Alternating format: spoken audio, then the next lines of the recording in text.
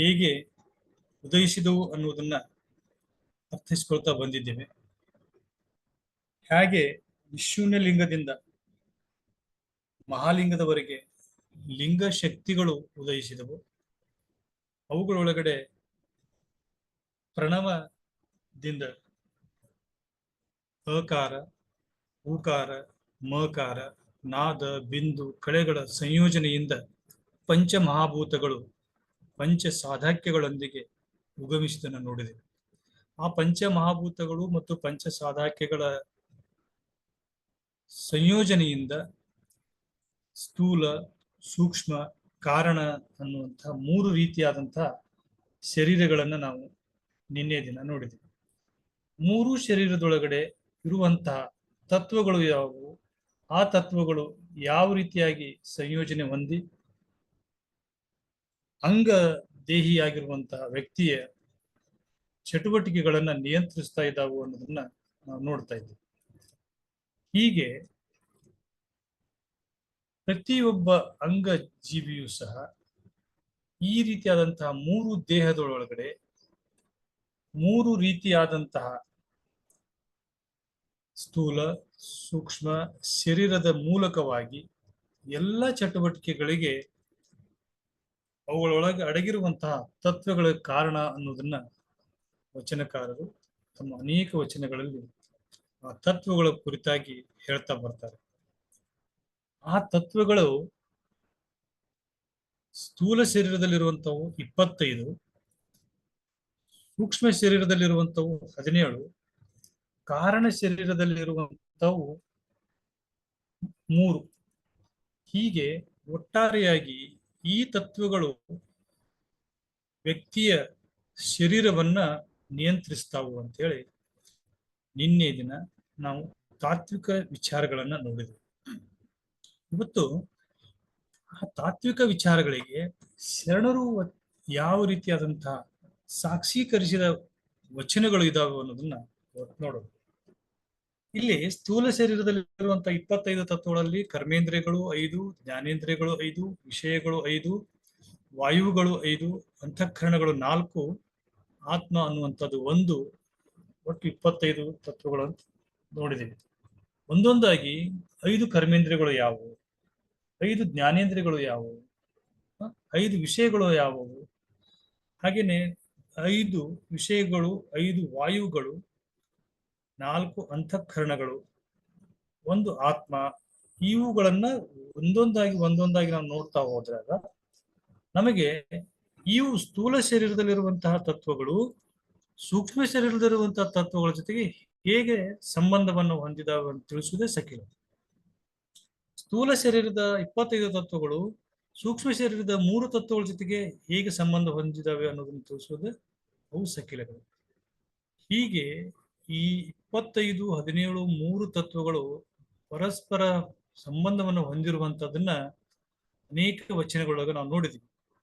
ನಿನ್ನೆ ದಿವಸ ನೋಡಿರುವಂತಹ ವಚನಗಳು ಬಾಹ್ಯ ಕಣ್ಣಿಗೆ ಮತ್ತು ಅಂತರ್ಕಣ್ಣಿಗೆ ಯಾವ ರೀತಿಯಾದಂತಹ ಸಂಬಂಧ ಹೊಂದಿದೆ, ಆ ಸಂಬಂಧವನ್ನ ಯಾರು ಅರಿತಾರೋ ಅವರಿಗೆ ಮಾತ್ರ ಏನಾಗ್ತದೆ ಅಂತಂದ್ರೆ ಈ ಸಕಿಲಗಳ ಅರಿವಾಗ್ತದೆ. ಇಲ್ಲದೆ ಹೋದ್ರೆ ಅವು ಒಳಗಿನ ಕಣ್ಣನೇ ಬೇರೆ, ಹೊರಗಿನ ಕಣ್ಣನೇ ಬೇರೆ ಅನ್ನುವಂಥದ್ದು ಅರ್ಥ ಬರ್ತದೆ.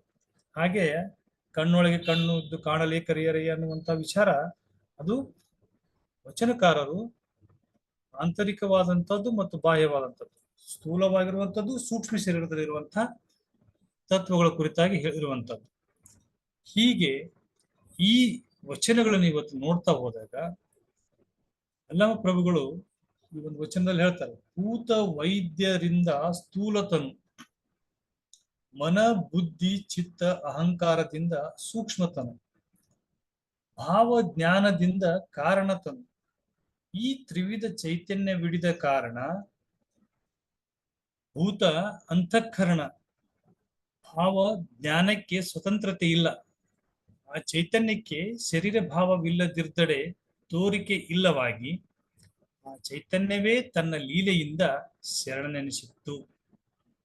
ಆ ಶರಣನ ಪಂಚಭೌತಿಕ ತನುವು ಇಷ್ಟಲಿಂಗ ಇಂಬಗೊಂಡಿಯ ಕಾರಣ ಕಾಯ ಪಂಚಬ್ರಹ್ಮಮಯವಾಯಿತು. ವಚನ ಬಹಳಷ್ಟು ಸಕಿಲಗಳನ್ನ ಹೇಗೆ ಒಂದಕ್ಕೊಂದು ಲಿಂಕ್ ಆಗ್ಯಾವು, ಆ ಲಿಂಕ್ ಒಳಗಡೆ ಯಾವ್ಯಾವ ಶರೀರ, ಸೂಕ್ಷ್ಮತನು, ಕಾರಣತನು, ಭಾವ, ಆಮೇಲೆ ಸ್ಥೂಲ ಶರೀರ, ಈ ಮೂರಕ್ಕೂ ಎದರಿಂದ ಆಗೈತೆ ಅನ್ನೋದನ್ನ ಡೀಟೇಲ್ ಆಗಿ ಹೇಳ್ತಾ ಹೋಗ್ತಾರೆ. ಹೀಗೆ ಆ ಪಂಚಬ್ರಹ್ಮಮಯ ಆಗಿರುವಂತದ್ದು ಅಂತಃಕರಣ, ಅಂತಃಪ್ರೇರಣೆ, ಪ್ರಾಣ ಚೈತನ್ಯ ಲಿಂಗ ಒಳಗೊಂಡ ಕಾರಣ ಶರಣನ ಕರಣಗಳೇ ಲಿಂಗ ಕಿರಣಗಳಾದವು. ಜ್ಞಾನ ಭಾವ ಒಡೆಗೊಂಡು ಲಿಂಗ ತೃಪ್ತಿ ಸ್ವರೂಪದಿಂದ ಆನಂದಮಯವಪ್ಪ ಕಾರಣ ಶರಣ ಚಿನ್ಮಯನಾದ ಇದು ಕಾರಣ ಗುಹೇಶ್ವರ ನಿಮ್ಮ ಶರಣನ ದೃಷ್ಟಲಿಂಗವೆಂಬೆ. ನೋಡಿ, ಒಳಗಡೆನೆ ವಚನಕಾರರ ಸಾಧನೆಯನ್ನ ನಾವು ಅಳತೆ ಮಾಡಬಹುದು.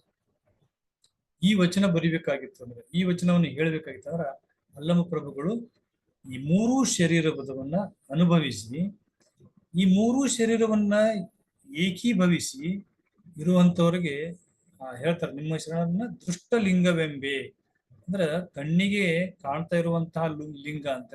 ಲಿಂಗ ಅಂತ ತಕ್ಷಣ ಶರಣರ ವಿಚಾರದೊಳಗದು ಅಗೋಚರ, ಅಪ್ರಮಾಣ, ಅಗಮ್ಯ ಅಂತ ಹೇಳ್ತಾರೆ. ಆದ್ರೆ ಅದರದ್ದು ಗಮ್ಯಕ್ಕೆ ಬರುವಂತಹದ್ದು, ಗೋಚರಿಸುವಂತದ್ದು ಯಾವುದಂತಂದ್ರೆ ಈ ಮೂರೂ ಶರೀರಧಾರಿಗಳಾಗಿ ಆ ತತ್ವಗಳನ್ನ ಅಳವಡಿಸಿಕೊಂಡು ಅವುಗಳ ಅರಿವನ್ನು ಇಟ್ಕೊಂಡು ಪ್ರಾಣ ಚೈತನ್ಯವನ್ನ ಲಿಂಗ ರೂಪಕ್ಕೆ ತಂದುಕೊಂಡವರು ಅಂತ ಹೇಳ್ತಾರೆ ನೋಡ್ರಿ.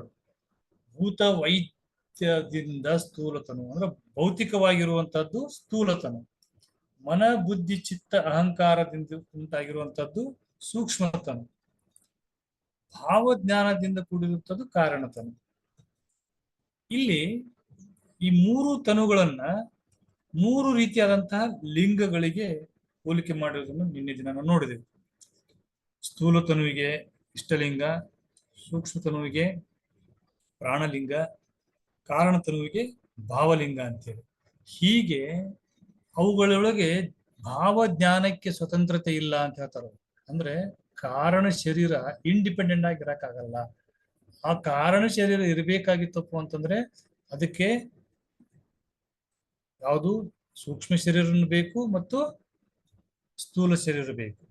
ಇವೆರಡರ ಜೊತೆಗಿನ ಅದು ಇರ್ತದೆ. ಒಂದ್ ಕಡೆ ಹೇಳ್ತಾರೆ ಅವರು, ಕೆಲವು ದಾರ್ಶನಿಕರು ಹೇಳ್ತಾರೆ, ಸ್ಥೂಲ ಶರೀರದ ಒಳಗಡೆ ಇರುವಂತಹ ಸೂಕ್ಷ್ಮ ಶರೀರ ಮತ್ತು ಕಾರಣ ಶರೀರ ಅಂತಂದ್ರೆ ಅವು ಯಾವ ರೀತಿ ಇರ್ತದೆ, ಸ್ಥೂಲ ಶರೀರ ಅಳೆದು ಹೋಗ್ತದೆ, ಬಟ್ ಸೂಕ್ಷ್ಮ ಮತ್ತು ಕಾರಣ ಶರೀರ ಏನದಲ್ಲ ಅವಕ್ಕೆ ಅಳಿದು ಹೋಗುದಿಲ್ಲ.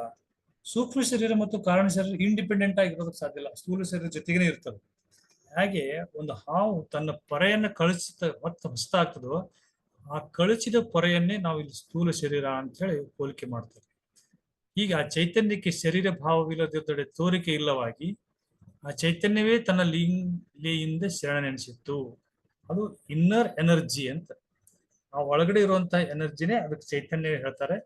ಅದನ್ನ ಶರಣನ ಪಂಚಭೌತಿಕ ತನುವು ಇಷ್ಟಲಿಂಗ ಇಂಬುಗೊಂಡ ಕಾರಣ ಅಂದ್ರೆ ಅದನ್ನ ಯಾವ ರೀತಿಯಾಗಿ ನಾವು ಫೀಲಿಂಗ್ ತಗೊಳ್ತೀವಿ, ನಮ್ಮ ಒಳಗಡೆ ಇರುವಂತಹ ಆ ಚೈತನ್ಯ, ಆ ಕಾರಣ ಶರೀರ ಮತ್ತು ಸೂಕ್ಷ್ಮ ಶರೀರದ ನಮಗೆ ಅರಿವು ಕೊಡುವಂಥದ್ದು ಯಾವ್ದಂದ್ರೆ ಇಷ್ಟಲಿಂಗ. ಅಂತಃಕರಣ, ಅಂತಃಪ್ರೇರಣೆ, ಪ್ರಾಣ ಚೈತನ್ಯ ಇವೆಲ್ಲ ಲಿಂಗವನ್ನು ಒಳಕೊಂಡ ಕಾರಣ ನಮ್ಮ ಏನಂತಂದ್ರೆ ಶರಣನ ಕರ್ಣಗಳೇ ಲಿಂಗ ಕಿರಣಗಳಾಗ್ತಾವು ಅಂತ ಹೇಳ್ತಾರೆ. ಹೀಗೆ ಅನೇಕ ವಚನಕಾರರು ನಾವು ಸ್ಥೂಲ ಸೂಕ್ಷ್ಮ ಕಾರಣ ಶರೀರ ಧಾರೆಗಳಾಗಿದ್ದೀವಿ ಅನ್ನೋದನ್ನು ಹೇಳ್ತಾರೆ. ನಿನ್ನೆಯಿಂದ ಇಲ್ಲಿವರೆಗೆ ನಾವು ಅರ್ಥೈಸಿಕೊಂಡಿರುವಂತಹ ವಿಷಯವನ್ನ ನಾವು ಸಕಿಲಗಳನ್ನ ಒಂದು ಕೋಷ್ಟಕ ರೂಪಕ್ಕೆ ತಂದು ನೋಡೋದಾದ್ರೆ, ಸ್ಥೂಲ ಶರೀರದಲ್ಲಿರುವಂತಹ 25 ತತ್ವಗಳು ಯಾವುವು ಅಂತಂದ್ರೆ 5 ಕರ್ಮೇಂದ್ರಿಯಗಳು, 5 ಜ್ಞಾನೇಂದ್ರಿಯಗಳು, 5 ವಿಷಯಗಳು, 5 ವಾಯುಗಳು, 4 ಅಂತಃಕರಣಗಳು, 1 ಆತ್ಮತತ್ವ. ಹಾಗೇನೆ ಸೂಕ್ಷ್ಮ ಶರೀರದಲ್ಲಿ 5 ಕರ್ಮೇಂದ್ರಿಯಗಳು, 5 ಜ್ಞಾನೇಂದ್ರಿಯಗಳು, 5 ಪ್ರಾಣಗಳು ವಾಯುಗಳು, 2 ಮನ, 1 ಬುದ್ಧಿ. ಹೀಗಾಗಿ 17 ತತ್ವಗಳು ಸೂಕ್ಷ್ಮ ಶರೀರಕ್ಕೆ ಸಂಬಂಧಪಟ್ಟ. ಕಾರಣ ಶರೀರದಲ್ಲಿ ಚಿತ್ತು, ಅಹಂಕಾರ, ಆತ್ಮ ಅಂತ ಹೇಳಿ 3 ತತ್ವಗಳು ಇರ್ತವೆ. ಇಲ್ಲಿ ನೋಡ್ರಿ, ಕಾರಣ ಶರೀರ ಮತ್ತು ಸೂಕ್ಷ್ಮ ಶರೀರ ಅಗೋಚರವಾಗಿರುವಂತದ್ದು. ಹಾಗೇನೆ ಇಲ್ಲಿರುವಂತಹ ತತ್ವಗಳು ಸಹ ಅಗೋಚರವಾಗಿರುವಂಥದ್ದು. ಚಿತ್ತು ನೋಡಕ್ಕಾಗಲ್ಲ, ಅಹಂಕಾರವನ್ನ ಒಳಗಡೆ ಇರ್ತದೆ ನೋಡಕ್ಕಾಗಲ್ಲ, ಅದು ಪ್ರಕಟ ಆದಾಗ ದೇಹದ ಮೇಲೆ ಅದ್ರ ಲಕ್ಷಣಗಳು ಗೊತ್ತಾಗ್ತಾವ.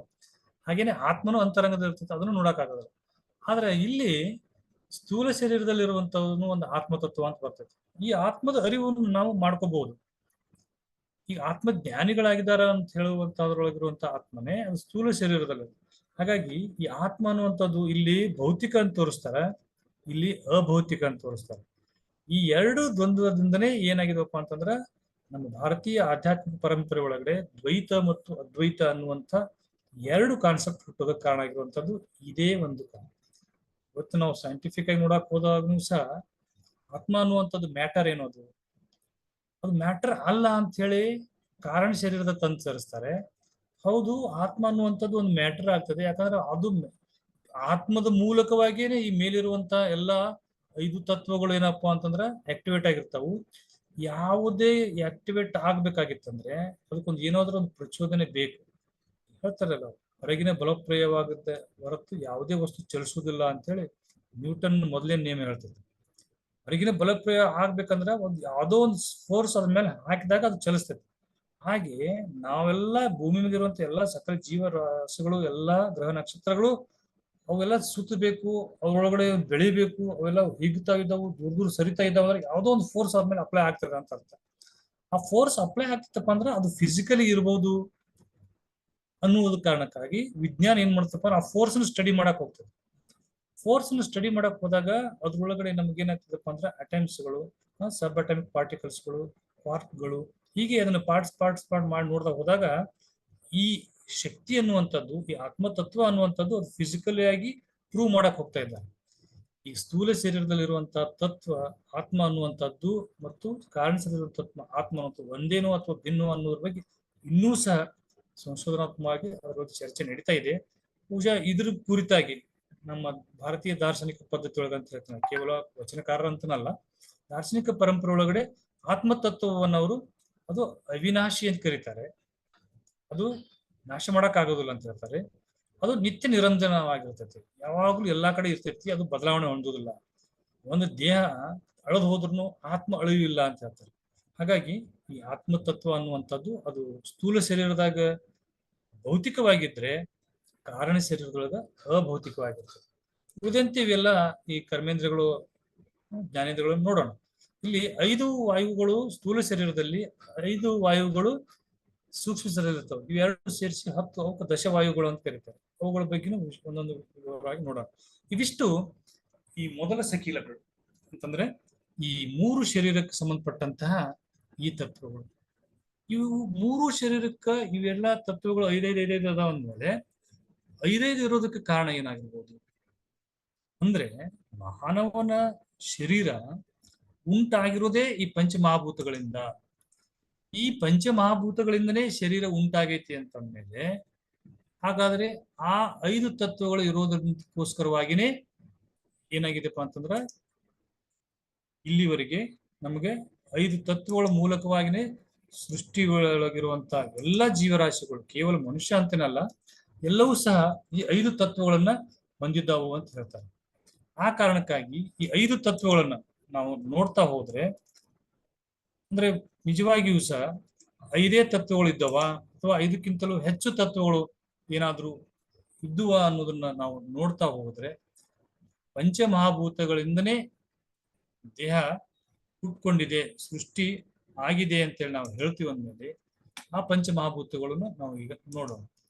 ಈ ಪಂಚಮಹಾಭೂತಗಳ ಮೂಲಕವಾಗಿ ಸೃಷ್ಟಿಯಾಗಿರುವಂತಹ ಮನುಷ್ಯ ಆ 5 ತತ್ವಗಳು ಯಾವುದು ಅಂತಂದ್ರೆ ಪೃಥ್ವಿ, ಅಪ್ಪು, ತೇಜ,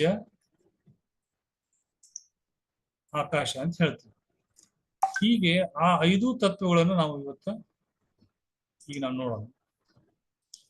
ಈ 5 ತತ್ವಗಳು ಯಾವ ರೀತಿಯಾಗಿ ಪ್ರತಿಯೊಬ್ಬರಲ್ಲಿಯೂ ಸಹ ಅಡಗಿಕೊಂಡು ತಮ್ಮ ಮೂಲ ಸ್ವಭಾವವನ್ನು ನಾವು ವ್ಯಕ್ತಪಡಿಸ್ತಾ ಇದ್ದಾರೆ. ಯಾವ್ಯಾವುದಂದ್ರೆ ಪೃಥ್ವಿ, ಅಪ್ಪು, ತೇಜ, ವಾಯು, ಆಕಾಶ, ಆತ್ಮ. ಈ ಸಖಿಲಗಳನ್ನ ನಾವು ಅಧ್ಯಯನ ಮಾಡಬೇಕಾಗಿತ್ತು ಅಂದ್ರೆ ಮೂಲ ಈ ಒಂದು ಸೃಷ್ಟಿಯ ಉಗಮದ ಓಂಕಾರ ಪ್ರಣವ ಅಂತ ಏನ್ ಕರಿತೀವಲ್ಲ, ಇಲ್ಲಿಂದನೇ ಪ್ರಾರಂಭ ಆಗ್ತದೆ. ಇಲ್ಲಿಂದ ಪ್ರಾರಂಭವಾಗಿರುವಂತದ್ದು ನಾದ, ಬಿಂದು, ಕಳೆಗಳ ರೂಪದಲ್ಲಿ ಅದು ಶಕ್ತಿ ಸಂಚಲನ ಆಗ್ತದೆ. ಆ ಶಕ್ತಿಗಳ ಸಮ್ಮಿಳಿತದಿಂದ ಏನಾಗ್ತದಪ್ಪ ಅಂತಂದ್ರ ಸೃಷ್ಟಿ ಆಗ್ತದೆ. ಸೃಷ್ಟಿ ಒಳಗಡೆ ಪಂಚ ಮಹಾಭೂತಗಳಾಗ್ತಾವು. ಆ ಪಂಚ ಮಹಾಭೂತಗಳು ಮತ್ತ ಅವು ಪಂಚೀಕರಣಗೊಳ್ತಾವ, ಅಂದ್ರೆ ಒಂದ್ರೊಳಗೊಂದು ಸೇರ್ಕೊಳ್ತಾವ. ಆ ಸೇರ್ಕೊಳ್ಳುವುದರ ಮೂಲಕವಾಗಿ ಸೃಷ್ಟಿಯ ಸಕಲ ಜೀವರಾಶಿಗಳು ಎಲ್ಲವೂ ಉಗಮ ಆಗ್ತವೆ. ಇದ್ರ ಕುರಿತಾಗಿ ನಾವು ಕರುಣಾಶಿಯೊಳಗೆ ಸವಿಸ್ತರವಾಗಿ ನೋಡಿದ್ದೀವಿ. ಹೇಗೆ ಒಂದ್ರೊಳಗಡೆ ಒಂದು ಅಡಗಿಕೊಳ್ಳೋದ್ರಿಂದ ಸೃಷ್ಟಿಯೊಳಗೆ ಎಲ್ಲ ಸಕಲ ರಾಶಿಗಳು ಉಂಟಾಗ್ತಾವಲ್ಲ, ಅವೆಲ್ಲಕ್ಕೂ ಬೇಸಿಕ್ ಎಲಿಮೆಂಟ್ಸ್ ಅಂದ್ರೆ ಇವೇ 5: ಪೃಥ್ವಿ, ಅಪ್ಪು, ತೇಜ, ವಾಯು, ಆಕಾಶ. ಇದಕ್ಕ ಸಾಕಷ್ಟು ವಚನಕಾರರು ಸಾಕ್ಷಿಯನ್ನ ಕೊಡ್ತಾರ. ಆ ವಚನಗಳನ್ನ ನಾವು ಓದ್ತಾ ಹೋದಾಗ ಅನಿಸ್ತದೆ ಎಷ್ಟೊಂದು ಅವ್ರು ಅನುಭವಿಸಿದ್ರು. ಇವತ್ತು ನಮಗೆ ಜೀವಿ ಹೇಗೆ ಹುಡ್ತೀವಿ ಅಂತ ಅನ್ನೋದನ್ನ ನಾವು ಲ್ಯಾಬ್ನಾಗ ಟೆಸ್ಟ್ ಮಾಡಕ್ ಹೋಗ್ತೀವಿ. ಯಾವುದು DNA RNA ದಿಂದ ಅಥವಾ ಯಾವುದು ಕೆಮಿಕಲ್ಸ್ ಗಳ ಕಾಂಬಿನೇಷನ್ ದಿಂದ ಆಗೈತೆ ಅಂತೇಳಿ ಬೇರೆ ಬೇರೆ ವಿಜ್ಞಾನಿಗಳು ಪ್ರಯೋಗ ಮೂಲಕ ಇಡಕ್ ಹೋದ್ರು. ಆದ್ರೆ ಇವೇ 5ಕ್ಕೆ ಬಂದು ಅವ್ರದ್ದು ಸಿದ್ಧಾಂತ ನಿಲ್ತದೆ. ಅದನ್ನ ಇಲ್ಲಿ ವಚನ ಭಂಡಾರಿ ಶಾಂತರಸರು ಹೇಳ್ತಾರ ನೋಡ್ರಿ, ಆತ್ಮ ನಿಸ್ಸಂಗತ್ವದ ಇರವು. ಆಗಲೇ ಹೇಳಿದಿಲ್ಲ, ಆತ್ಮದ ಬಗ್ಗೆ ಮಾತಾಡಿದ್ವಲ್ಲ. ಆತ್ಮ ಹೇಗಿರ್ತೈತೆ ಅಂದ್ರೆ ಪೃಥ್ವಿ, ಅಪ್ಪು, ತೇಜ, ವಾಯು, ಆಕಾಶವೆಂಬ ಪಂಚತತ್ವದ ಮಧ್ಯದಲ್ಲಿ ಉದಯಿಸಿದಪ್ಪ ಆತ್ಮನು ಒಡೆಯನನ್ನು ಅರಿವಾಗ ಪೃಥ್ವಿಯ ಕೂಡಿತ್ತು, ಅಪ್ಪುವ ಕೂಡಿತ್ತು, ತೇಜವ ಕೂಡಿತ್ತು, ವಾಯುವ ಕೂಡಿತ್ತು, ಆಕಾಶವ ಕೂಡಿತ್ತು. ಆ ಪಂಚತತ್ವವು ಒಂದರೊಳಗೊಂದು ಕೂಡಿದಲ್ಲಿ ಆತ್ಮನ ಪಾಪ ಪುಣ್ಯವಾವುದು, ಬೇರೊಂದು ಬಾವಿನಲ್ಲಿ ನಿಂದು ಅರಿವ ತೆರನಾವುದು, ಅದರ ಕುರುಹು ಹೇಳಿಹರೆಂದು ಲೇಖನದ ಶೂನ್ಯ ಕಲ್ಲಿನ ಮರೆಯಾದೆಯಲ್ಲ. ಇದು ವಚನ. ಇಲ್ಲಿ ಸ್ಪಷ್ಟವಾಗಿ ಹೇಳ್ತಾರ ಅವರು ಶಾಂತರಸರು, ಪೃಥ್ವಿ, ಅಪ್ಪು, ತೇಜ, ವಾಯು ಅನ್ನುವಂತ 5 ತತ್ವಗಳೇನದಾವಲ್ಲ ಒಂದ್ರೊಳಗಡೆ ಒಂದು ಕೂಡ್ತಾ ಹೋಗ್ತಾವ ಅಂತ ಹೇಳ್ತಾರೆ.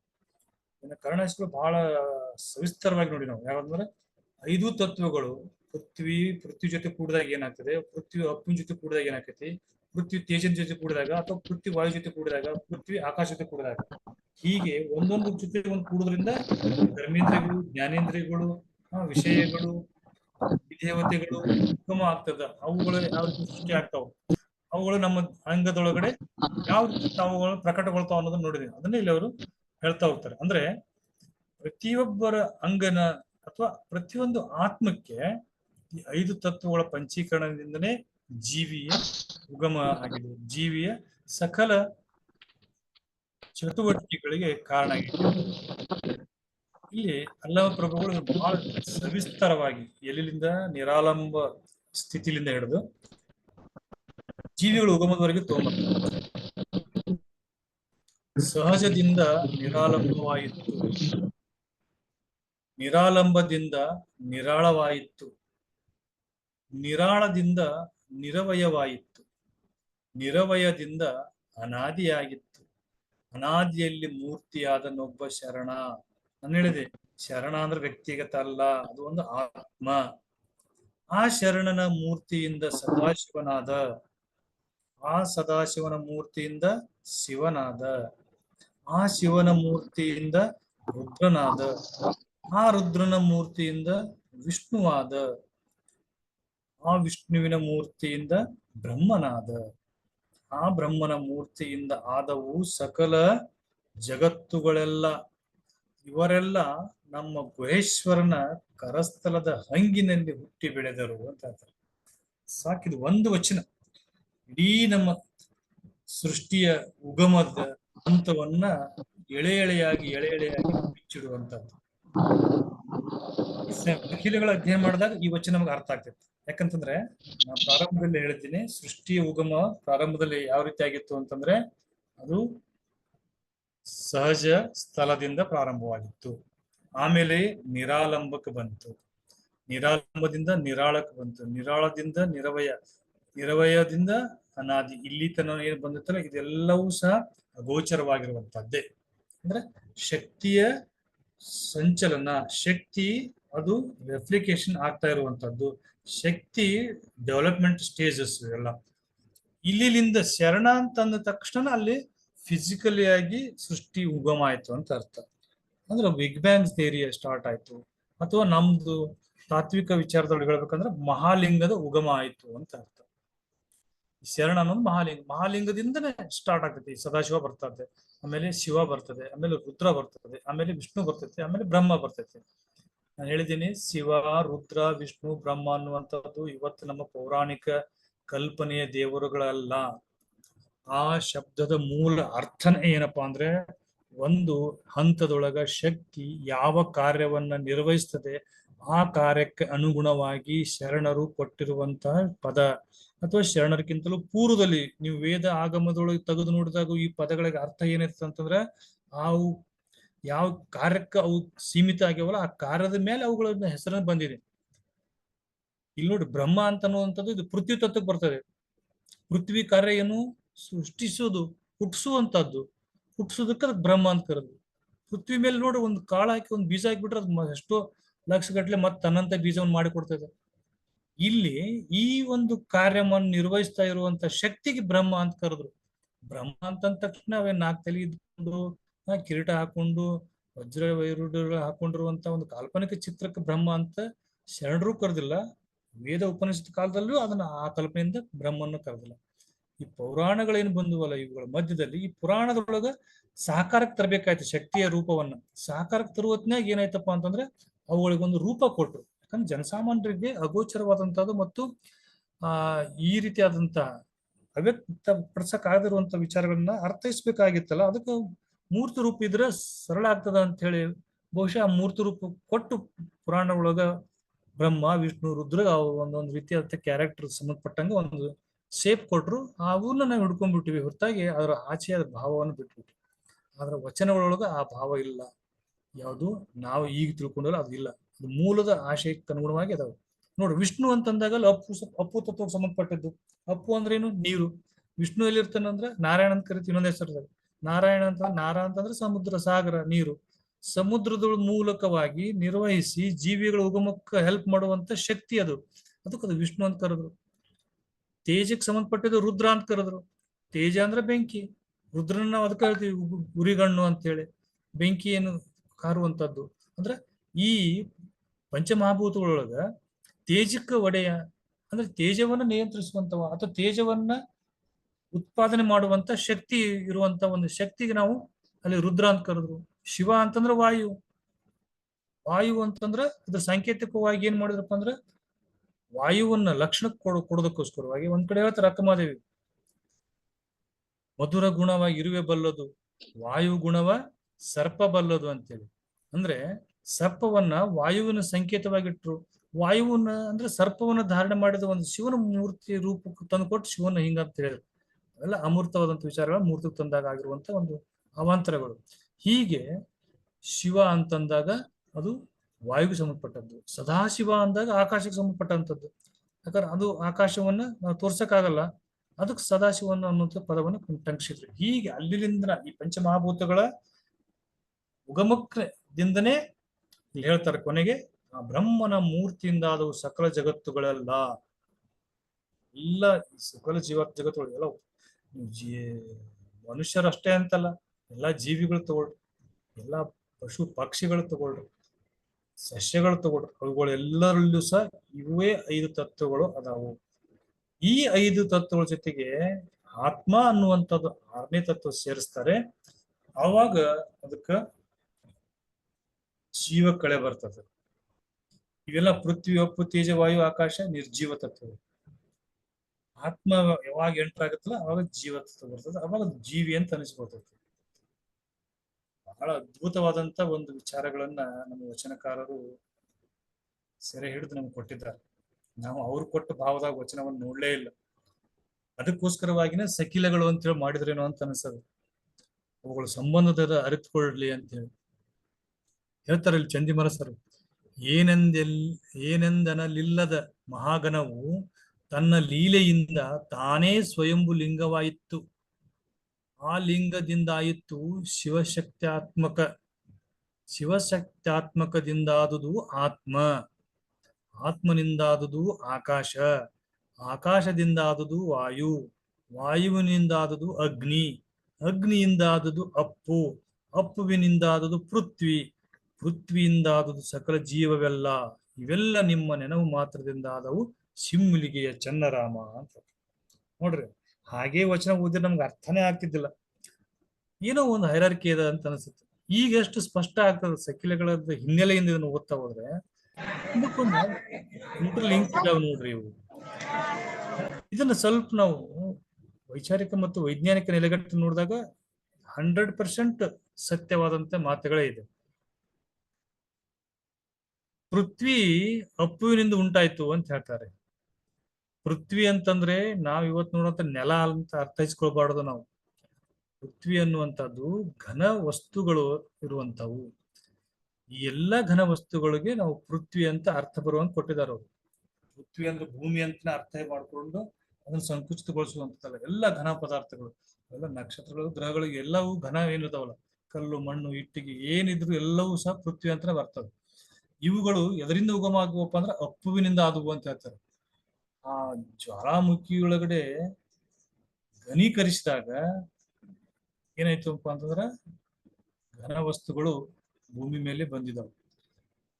ಇರುವಂತವನ್ನೆಲ್ಲ ನಾವು ಮಾಡ್ತಾ ಹೋಗ್ತೀರಿ. ಯಾವ ಒಂದು ಕಲ್ಲಿನ ಆಯುಷ್ಯ ಎಷ್ಟು ವರ್ಷ ಹಿಂದಿಲ್ಲ ಅಂತ ಗೊತ್ತಾಗ್ತದೆ. ಅದಷ್ಟು ವರ್ಷದ ಹಿಂದೆ ಏನಿತ್ತು ಅಂತ ವಿಚಾರ ಮಾಡಿದಾಗ ಆಕಾಶದಲ್ಲಿ ಬಿಗ್ ಬ್ಯಾಂಗ್ ಥಿಯರಿಯಿಂದ ಬಂದಂತ ಹುಟ್ಟಿದಂತ ಎಲ್ಲಾ ವಸ್ತುಗಳು ಅನ್ನೋದು ಅರ್ಥ ಆಗ್ತೈತಿ. ಅವಕ್ಕಿಂತ ಪೂರ್ವದಲ್ಲಿ ಏನಿತ್ತಪ್ಪ ಅಂತಂದ್ರೆ ಎಲ್ಲವೂ ಸಹ ದ್ರವ ರೂಪದಲ್ಲಿತ್ತು. ಅದು ಅಪ್ಪುನ್ ತತ್ವ. ಅಲ್ಲಿ ಅಪ್ಪುಗೆ ನಾವಲ್ಲಿ ಏನ್ ಹೇಳಿದಪ್ಪ ಅಂತಂದ್ರೆ ವಿಷ್ಣು ಅಂತ ಶಕ್ತಿ ಅಂತ ಹೇಳಿದ್ವಿ. ಆ ವಿಷ್ಣು ಶಕ್ತಿಯಿಂದ ಅಪ್ಪು ಬಂದಿತ್ತು ಅಂತ ಅರ್ಥ. ಹಾಗೆ ತೇಜ, ವಾಯು, ಆಕಾಶ, ಆತ್ಮ ಇವೆಲ್ಲ ಒಂದರಿಂದ ಒಂದೊಂದು ಸ್ಟೆಪ್ ಬೈ ಸ್ಟೆಪ್ ಉದಯಿಸ ಆಗದಂತವು ಅಂತ ಹೇಳ್ತಾರೆ. ಇದನ್ನ ಯಾಕೆ ಇಷ್ಟು ಡೀಪ್ ಆಗಿ ನಾವು ಈ ಪಂಚಮಹಾಭೂತಗಳ ಬಗ್ಗೆ ಅರ್ಥ ಮಾಡ್ಕೋಬೇಕಂದ್ರೆ, ಇವುಗಳು ಮುಂದೆ ಅಂಗಕ್ಕೆ ಸಂಬಂಧಪಟ್ಟಂತಹ ಕರ್ಮೇಂದ್ರಿಯಗಳು, ಜ್ಞಾನೇಂದ್ರಿಯಗಳು, ವಾಯುಗಳು, ವಿಷಯಗಳು, ಅಂತಃಕರಣಗಳು ಬರ್ತಾವಲ್ಲ, ಅವುಗಳೊಳಗೆ ಅವ್ರ ಲಕ್ಷಣಗಳನ್ನು ನಾವು ಅರ್ಥೈಸ್ಕೋಬೇಕಾಗ್ತೈತಿ. ಒಬ್ಬ ವ್ಯಕ್ತಿ ಅತಿ ಕೋಪಿಷ್ಟ ಆಗ್ತಾನ. ಯಾಕೆ ಕೋಪಿಷ್ಟ ಆಗ್ತಾನ? ನಾವು ಅವನ ಒಂದು ಲಕ್ಷಣ ನೋಡ್ಬೇಕಾದಾಗ ಅವನಲ್ಲಿ ತೇಜದ ಪ್ರಭಾವ ಜಾಸ್ತಿ ಇದೆ. ತೇಜದ ವಿಚಾರಗಳು ಕೋಪಕ್ಕೆ ಸಂಬಂಧಪಟ್ಟಂಗ ಅಲ್ಲಿ ಅಂತಃಕರಣಗಳು ಯಾವ್ದು ಬರ್ತೈತಿ, ಅದು ಲಿಂಕ್, ಅದನ್ನೆಲ್ಲ ಚಾರ್ಟ್ ರೂಪದಲ್ಲಿ ಹೇಳ್ತಾರೆ ಇವು ಸಕಿಲಗಳೊಳಗೆ. ಆ ಕಾರಣಕ್ಕಾಗಿ ನಾವು ಪಂಚಮಹಾಭೂತಗಳನ್ನು ಡೀಟೇಲ್ ಆಗಿ ನೋಡ್ಕೋಬೇಕು. ಹಾಗೆ ನಾವು ಸಾಧಾಕ್ಯಗಳನ್ನು ಡೀಟೇಲ್ ಆಗಿ ನೋಡಿದೀವಿ. ಪ್ರತಿಯೊಂದು ಅಂಶಗಳನ್ನು ನಾವು ಡೀಟೇಲ್ ಆಗಿ ನೋಡಿದಾಗ ಕೊನೆಗೆ ಸಕಿಲ ವಚನಗಳು ಬರ್ತಾವಲ್ಲ, ಸಕಿಲ ವಚನದಾಗ ಬಂದಂತ ವಿಷಯಗಳನ್ನ ನಾವು ಕೋಷ್ಟಕ ರೂಪಕ್ಕೆ ತಂದಾಗ ಆ ಕೋಷ್ಟಕ ನಮಗೆ ಅರ್ಥ ಆಗ್ತದೆ. ಅದಕ್ಕೆ ಪ್ರತಿಯೊಂದು ನಾ ಹೇಳಿದೆ ನಿನ್ನೆ ದಿವಸ, ಒಂದು ತತ್ವದ ಬಗ್ಗೆ ಒಂದೊಂದು ದಿವಸ ನಾವು ಅಧ್ಯಯನ ಮಾಡಲೇಬೇಕು. ಇವತ್ತು ಪಂಚಮಹಾಭೂತಗಳು ಇಂದಲೇ ಜೀವ ಸೃಷ್ಟಿ ಆಗಿದೆ ಅನ್ನೋದಕ್ಕೆ ನಮಗೆ ಸಾಕ್ಷಿ ಇರುವಂತ ವಚನಗಳನ್ನ ನಾವು ಇವತ್ತು ನೋಡ್ತಾ ಇದ್ದೀವಿ. ಇಲ್ಲಿ ಮಾತಾಡ ಚೆನ್ನೈ ಧೂಳಯ್ಯನವ್ರು ಹೇಳ್ತಾರೆ, ಪೃಥ್ವಿ, ಅಪ್ಪು, ತೇಜ, ವಾಯು, ಆಕಾಶಗಳ ಕಲ್ಪಿಸಿದಾತ ಒಬ್ಬ ವಸ್ತು ಎಂದಲ್ಲಿ, ಅದನ್ನ ಒಂದು ವಸ್ತು ಅಂತ ನಾವು ಅಂದ್ಕೊಂಡ್ರೆ, ಈ ಸೃಷ್ಟಿಗೆ ಎಲ್ಲ ಕಾರಣವಾಗಿರುವಂತಹ ಒಂದು ಶಕ್ತಿನ ವಸ್ತು ಅಂದ್ಕೊಂಡ್ರೆ, ಆ ಕಲ್ಪನೆಗೆ ಆ ವಸ್ತು ತೀತವೋ ಅತೀತವೋ? ಇದಕ್ಕೆಲ್ಲ ಮೂಲ ಒಂದು ಶಕ್ತಿ ಇತ್ತು, ಒಂದು ವಸ್ತು ಇತ್ತು ಅಂತ ಅಂದ್ಕೊಂಡ್ರೆ ಆ ವಸ್ತುನ ನಾವು ತಿಳ್ಕೊಳಕ್ ಆಗ್ತಿತ್ತು? ನಮ್ಮ ಮತಿಗೆ ಮೀರಿ ಐತಿ ಅದು ವಸ್ತು. ಆ ಪಂಚಭೂತಿಕಕ್ಕೆ ಆ ವಸ್ತು ಒಳಗೋ ಹೊರಗೋ ಈ ಐದೂನ್ನ ಒಂದು ವಸ್ತು ಉಂಟು ಮಾಡೈತಿ ಅಂತೀರಲ್ಲ, ಆ ವಸ್ತು ಈ 5 ವಸ್ತು ಒಳಗೆ ಇರುವಂತದ್ದು ಹೇಗೆ? ಅಂದ್ರೆ ಆ ವಸ್ತು ಪೃಥ್ವಿ ಲಕ್ಷಣ ಹೊಂದಿತ್ತು, ಅಪ್ಪುವಿನ ಲಕ್ಷಣ ಹೊಂದಿತ್ತು, ತೇಜ ಲಕ್ಷಣ ಹೊಂದಿತ್ತು, ವಾಯು ಲಕ್ಷಣ ಹೊಂದಿತ್ತು, ಆಕಾಶ ಲಕ್ಷಣ. ಯಾಕಂದ್ರೆ ಈ 5 ಲಕ್ಷಣಗಳಿಂದನೇ ಎಲ್ಲವೂ ಸೃಷ್ಟಿ ಆಗೈತಿ ಅಂತ ಹೇಳ್ತೀರಿ. ಹಾಗಾದ್ರೆ ಆ ಇವು 5 ಲಕ್ಷಣ ಉಂಟು ಮಾಡಕ್ ಕಾರಣ ಆಗಿರುವಂತದ್ದು ತತ್ವ ಏನಿದೆಲ್ಲ ಅದು ಹೇಗಿದೆ? ಬಹಳ ಅದ್ಭುತವಾದಂತ ಪ್ರಶ್ನೆ ಏನ್ ಮಾಡ್ತಾರೆ ಇಲ್ಲಿ ದುಳೈನವರು. ಒಳಗೆಂದಲ್ಲಿ ಆ ಭಾವಕ್ಕೆ ಭ್ರಮೆ ಇಲ್ಲ. ಈ 5 ತತ್ವದೊಳಗ ಅದು ಐತಪ್ಪ ಅಂತಂದ್ರ ಅದು ಭ್ರಮೆ ಆಗ್ತದೆ. ಹೊರಗೆ ಬಂದು ಹೊರಗೆಂದಲ್ಲಿ ಉಭಯದ ಸಂಖ್ಯಕ್ಕೆ ನಿಜವೆಂದಿತ್ತು. 5ನ್ನು ಒಂದು ಸೃಷ್ಟಿ ಮಾಡೋದು 6ನೇದು ಐತೆ ಅಂತ ನಮಗೆ ಸಂಶಯ ಬರುತ್ತೆ ಅಂತ ಹೇಳ್ತಾರೆ. ಅರಿವ ಆತ್ಮನಂತೆ ಇದ್ದಿತ್ತು ಉಭಯದ ಕಾಂತಿ ಅಡಗಿದಲ್ಲಿ ಕಾಮಧೂಮದೊಳೀಶ್ವರ ಲಕ್ಷ್ಯ ನಿರ್ಲಕ್ಷ್ಯವಾಗಿತ್ತು. ಈ ಒಂದು ಪ್ರಶ್ನೆ ಆತ್ಮತತ್ವ ಉಗಮಕ್ಕೆ ಕಾರಣ ಆಯ್ತು. 5 ತತ್ವಗಳ ಉಗಮಕ್ಕೆ ಕಾರಣ ಆಗಿದ್ದೇ ಆತ್ಮತತ್ವ ಅಂತ ಹೇಳ್ಬೇಕಾಗೈತಿ ಇಲ್ಲಿ ಮಾದಾದೊಳನು. ಅಂದ್ರೆ ಈ ಸೃಷ್ಟಿಯನ್ನ ನಿಯಂತ್ರಿಸುವಂತಹ ತತ್ವಗಳು 5 ಅಲ್ಲ 6 ಅಂತ ಹೇಳ್ಬೇಕಾಗುತ್ತೆ. ಅದನ್ನೇ ಷಡಕ್ಷರಗಳು, ಷಡ್ತತ್ವಗಳು, ಷಡ್ಲಿಂಗಗಳು, ಷಡ್ವಿಧದ ಸಖಿಲಗಳು ಅನ್ನುವಂಥದ್ದು ಒಂದು ಮುಂದಿನ ಒಂದು ಅಧ್ಯಾಯಕ್ಕೆ ಈ ವಚನ ನಾಂದಿ ಹಾಡ್ತದೆ. ಹೌದಲ್ವಾ? ಸಾಮಾನ್ಯವಾಗಿ ಪ್ರಶ್ನೆ ಮಾಡಬಹುದಲ್ಲ, 5 ತತ್ವಗಳನ್ನು ಮಾಡಿದಂಥದ್ದು ಯಾವುದು? ಆತ್ಮ. ಈಗ ಒಂದು ಆಧ್ಯಾತ್ಮಿಕದೊಳಗೆ ಒಂದು ಪ್ರಸಂಗ, ಒಂದು ಸಾಮಾನ್ಯವಾಗಿ ಎಲ್ಲರೂ ಕೇಳಿರ್ತೀರಿ, ಅದು ಆಗಮದಲ್ಲಿ ಬರುವಂತಹದ್ದು. ಅದ್ವೈತ ಬಗ್ಗೆ ಮಾತಾಡ್ಬೇಕಾದಾಗ ಒಂದು ತಯಾರು ಮಾಡಿರ್ತಾನೆ ಕುಂಬಾರ. ಅದು ಗಡಿಗೆ ತಯಾರು ಹಾಕ್ಬೇಕಾದ್ರೆ ಮೂಲ ಸಾಮಗ್ರಿ ಯಾವ್ದಪ್ಪ ಅಂದ್ರ ಮಣ್ಣು. ಆ ಮಣ್ಣನ್ನ ತೆಗೆದುಕೊಂಡು ಗಡಿಗೆ ಮಾಡಬೇಕಾದಾಗ ಮಾಡಿದಂತಹ ಕುಂಬಾರ ಗಡಿಗೆ ಒಳಗೆ ಇರಲ್ಲ. ಕುಂಬಾರ ಇರ್ಲಾರ್ದ ಗಡಿಗೆ ಆಗಿರುವುದಿಲ್ಲ. ಹಾಗೆ ಇಡೀ ಕಣ್ಣಿಗೆ ಗೋಚರಿಸ್ತಾ ಇರುವಂತ ಈ ಸೃಷ್ಟಿ ಏನಿದೆಲ್ಲ, ಈ ಸೃಷ್ಟಿ ಆಗೈತಪ್ಪ ಅಂದ್ಮೇಲೆ ಇದಕ್ ಮಾಡಿದಂತರೊಬ್ರು ಇದಾರ ಅನ್ನುವಂಥದ್ದು ಪ್ರಶ್ನೆಯನ್ನು ಇಲ್ಲಿ ಮಾದಾರ ಧೂಳೇನವ್ರು ಮಾಡ್ತಾರೆ. ಮಾಡಿದಂತ ಆ ವಸ್ತು ಅಂತ ಕರಿತಾರಿಲ್ಲ ಅವರು. ಆ ವಸ್ತು ಹೊರಗೈತು ಒಳಗೈತು. ಒಳಗೈತಪ್ಪ ಅಂತಂದ್ರ 5 ಅಂತ ಅನ್ಬೇಕಾಕೈತಿ ನಾವು. ಯಾಕಂದ್ರ ಆತ್ಮ ಪೃಥ್ವಿಯೊಳಗನು ಐತಿ, ಅಪ್ಪುವಿನೊಳಗನು ಐತಿ, ತೇಜದೊಳಗನು ಐತಿ, ವಾಯುವಿನೊಳಗೂ ಐತಿ, ಆಕಾಶದಾಗ ಐತಿ. ಅಂದ್ರೆ ಒಳಗ ಇದ್ದು 5ನ್ನು ಸೃಷ್ಟಿ ಮಾಡೈತಪ್ಪ ಅಂದ್ಮೇಲೆ ಇದು ಹೇಳ್ತಾರ ಅವರು, ಭಾವಕ್ಕೆ ಭ್ರಮೆ ಅಂತ ಆಗ್ತೈತಿ. ಮತ್ತು ಹೊರಗೈತಿ ಅಂತಂದ್ರು ಅಂದ್ರೆ ಸಂಶಯ ಬರ್ತೈತಿ. ಅದನ್ನ ಮಾಡಿದವ್ರು ಯಾರು? ಆತ್ಮ ಎಲ್ಲಿಂದ ಬಂತು? ಅದೇ ರೀತಿ ಪ್ರಶ್ನೆಗೆ ಹೋಗಿ ಕೊನೆಗೆ ನಿಲ್ಲುವಂತ ಸ್ಥಿತಿನೇ ಆತ್ಮ ಪರಮಾತ್ಮನಿಂದ ಬಂತು. ಹೀಗೆ 6 ಅಲ್ಲ, ಈ ಎಲ್ಲವನ್ನು ಸರಿದರು 7 ಅದಾವು ಅಂತ ಬರ್ತೈತಿ. ಅವು ಸಪ್ತವಿಧದ ಸಕಿಲಗಳು ಅಂತ ಬರ್ತೈತಿ. ಹೀಗೆ ಇದು ಪಯಣ, ಸಕಿಲದ ಬಹಳ ಅದ್ಭುತವಾದಂತ ಪಯಣ ಅದ. ನೋಡೋಣ ಮುಂದಿನ ದಿನದಲ್ಲಿ ಯಾವ ರೀತಿಯಾಗಿ ನಮ್ಮ ವಚನಕಾರರು ಈ ಒಂದು ಮೂಲಭೂತ ತತ್ವಗಳಿಗೆ ಪ್ರಶ್ನಿಸ್ತಾ ಪಂಚಮಹಾಭೂತಗಳಿಂದ ಆ ಪರಮಾತ್ಮರವರೆಗೆ, ಅದನ್ನೇ ಅವರು ಮಹಾಲಿಂಗ ಅಂತ ಕರೆದಾರ. ಆ ಮಹಾಲಿಂಗದವರೆಗೆ ಹೋಗಿ ಒಂದು ಸ್ಥೂಲ ಶರೀರದಿಂದ ಮಹಾಲಿಂಗದ ಅನುಭವವನ್ನು ಪಡ್ಕೊಳ್ಳೋದಕ್ಕೆ ರಿಟರ್ನ್ ಜರ್ನಿ ಬೇಕಲ್ಲ, ಅಲ್ಲಿ ಹೋಗ್ಬೇಕಾದ್ರೆ ಆ ರಿಟರ್ನ್ ಜರ್ನಿಗೆ ಹೋಗುವಂತ ವೆಹಿಕಲ್ ಆಗಿ ರೂಪದಲ್ಲಿನೇ ಇಷ್ಟಲಿಂಗವನ್ನು ಕೊಟ್ಟರು. ಈ ಇಷ್ಟಲಿಂಗದ ಮೂಲಕ ನೀವು ರಿಟರ್ನ್ ಜರ್ನಿ ಮಾಡಿ ಅಲ್ಲಿರುವಂತಹ ಆ ಪರತತ್ವವನ್ನ ದರ್ಶಿಸಬಹುದು. ಆ ಪರತತ್ವ ನಿಮ್ಮ ಅಂತರಂಗದೊಳಗೂ ಐತಿ ಅನ್ನುವಂಥ ಅರಿವನ್ನು ಕೊಡ್ತದೆ. ಹಾಗಾಗಿ ಆ ಪರತತ್ವದಲ್ಲಿರುವಂತಹ ಮಹಾಲಿಂಗ ಬೇರೆ ಅಲ್ಲ, ನಿಮ್ಮೊಳಗಡೆ ಇರುವಂತಹ ಪ್ರಾಣಲಿಂಗ ಬೇರೆ ಅಲ್ಲ. ಈ ಪ್ರಾಣಲಿಂಗಕ್ಕೂ ಆ ಮಹಾಲಿಂಗಕ್ಕೂ ಸಖಿಲವನ್ನ ಬೆರೆಸುವಂತ ಕಾರ್ಯವನ್ನ ಇಷ್ಟಲಿಂಗ ಮಾಡ್ತದೆ. ಹಾಗಾಗಿ ಇಡೀ ಮಹಾಲಿಂಗವನ್ನ ಅರಿತುಕೊಳ್ಳೋದು ಅಂದ್ರೆ ಅರ್ಥ ಅಂತರಂಗದೊಳಗಿರುವಂತಹ ಪ್ರಾಣಲಿಂಗವನ್ನ ಅರಿತುಕೊಳ್ಳೋದು. ಈ ಅಂತರಂಗದಲ್ಲಿರುವಂತಹ ಪ್ರಾಣಲಿಂಗಕ್ಕೂ ಬಹಿರಂಗದಲ್ಲಿರುವಂತಹ ಮಹಾಲಿಂಗಕ್ಕೂ ಸಖಿಲ ರೂಪದಲ್ಲಿ ಇರುವಂತಹದ್ದು ಇಷ್ಟಲಿಂಗ. ಈ ಇಷ್ಟಲಿಂಗವನ್ನು ಬಳಸಿನೇ ವಚನಕಾರರು ಎಲ್ಲ ಒಂದು ಜ್ಞಾನವನ್ನು ಅವರು ತಿಳಿದುಕೊಂಡು ವಚನಗಳ ರೂಪದಲ್ಲಿ ನಮಗೆ ಕೊಟ್ಟಿದ್ದಾರೆ. ಆ ಕಾರಣಕ್ಕಾಗಿನೇ ನಾವು ಇಷ್ಟಲಿಂಗದ ಮೂಲಕವಾಗಿ ಸಖಿಲಗಳನ್ನ ಅಧ್ಯಯನ ಮಾಡಬೇಕಾಗ್ತದೆ. ಇನ್ನೂ ಸಾಕಷ್ಟು ವಚನಗಳೊಳಗ ಈ ಪೃಥ್ವಿ, ಅಪ್ಪು, ತೇಜ, ವಾಯು ಅನ್ನುವಂಥ ಪಂಚಮಹಾಭೌತಿಕಗಳು ಇವು ಅಂಗದೊಳಗಿರುವಂತ ಅಹಂಕಾರ, ಬುದ್ಧಿ, ಚಿತ್ತ, ಚತುಷ್ಟಯ ಕರ್ಣಗಳು, ಇವುಗಳ ಜೊತೆ ಹೇಗೆ ಆತ್ಮ ಬೆಸಿತೈತಿ ಅನ್ನೋದನ್ನ ಈ ವಚನದಲ್ಲಿ ಅಲಂಪ್ರಭು ಹೇಳ್ತಾರೆ. ಪೃಥ್ವಿ, ಅಪ್ಪು, ತೇಜ, ವಾಯು, ಆಕಾಶ ಪಂಚಭೌತಿಕ. ಇವು ಪಂಚಭೌತಿಕಗಳು. ಮನೋಬುದ್ಧಿ, ಚಿತ್ತ, ಅಹಂಕಾರ ಇವು ಚತುಷ್ಟಯ ಕರ್ಣಗಳು. ಸತ್ವ, ರಜ, ತಮ ಆತ್ಮನ ಎತ್ತಲೆಂದರಿಯರು. ಇದನ್ನರಿದಡೆ ಸಮತೆ, ಸದಾಚಾರ, ಆಶ್ರಮ ಸ್ಥಾನಕ ಸಹಸ್ರದಳ ಕಮಲದಲ್ಲಿ ಗುಹೇಶ್ವರ ಲಿಂಗವು ಅಂತ ಹೇಳ್ತಾರೆ. ಸ್ಪಷ್ಟವಾಗಿ ಹೇಳ್ತಾರೆ ಇವರು. ಇಲ್ಲಿ ಹೇಳಿದ್ನಲ್ಲ, ಮಹಾಲಿಂಗದ ಜೊತೆಗೆ ಪ್ರಾಣಲಿಂಗವನ್ನ ನಾವು ಅನುಭವಿಸ್ಬೇಕಾಗಿತ್ತಂದ್ರೆ ಮಹಾಲಿಂಗದ ಲಕ್ಷಣಗಳ ರೂಪದಲ್ಲಿ ಹೊರಹೊಮ್ಮಿರುವಂತಹ ಪೃಥ್ವಿ, ಅಪ್ಪ, ತೇಜ, ವಾಯು, ಆಕಾಶ ಈ ಭೌತಿಕ ಪಂಚಭೌತಿಕಗಳನ್ನ, ಹಾಗೇನೆ ಸೂಕ್ಷ್ಮ ಶರೀರದ ಮನೋಬುದ್ಧಿ, ಚಿತ್ತ, ಅಹಂಕಾರ ಅನ್ನುವಂತ ಈ ಕರ್ಣಗಳು, ಚತುಷ್ಟಯ ಕರ್ಣಗಳು ಕಾರಣ ಶರೀರದ ಸತ್ವರಜತಮೋ ಅನ್ನುವಂತ ಆತ್ಮ ಸಂಬಂಧಿತ ಈ ಅಂಶಗಳು ಇದನ್ನರಿತಡೆ ತಿಳ್ಕೊಂಡ್ಬಿಟ್ರೆ ಸಮತಿ ಸದಾಚಾರ ಉಂಟಾಗ್ತದ, ಅಂದ್ರೆ ಲಿಂಕ್ ಆಗ್ತದ. ಆ ಲಿಂಕ್ ನಮ್ಮಿಂದ ಏನ್ ಇದರಿಂದ ಏನ್ ಇಫೆಕ್ಟ್ ಆಗ್ತದ ಅನ್ನೋದನ್ನ ಹೇಳ್ತಾರಲ್ಲ ಅಲ್ಲಂಪ್ರಭು.